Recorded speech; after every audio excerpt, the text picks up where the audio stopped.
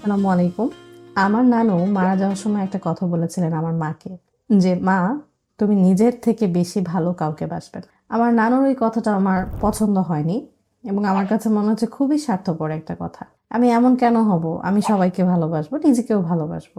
আমি অনেক দিন পর্যন্ত আমি সেটাই ফলো করেছি। এই রিসেন্ট ডেইজে এসে আমার সেই নিজের আইডিওলজিটার মধ্যে কিছুটা চেঞ্জেস এসেছে।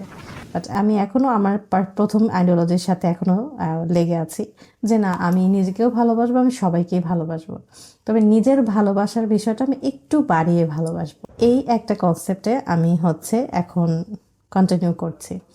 আপনি যখন নিজে ভালো থাকবেন, আপনি যখন নিজে গোছানো থাকবেন, আপনার যখন সব কিছু স্টেবল থাকবে, আপনি আরও 10টা মানুষের কেয়ার করতে পারবেন, আপনার ফ্যামিলির কেয়ার করতে পারবেন, আপনি মানুষকে দান করতে পারবেন, আপনি মানুষকে ভালো রাখতে পারবেন।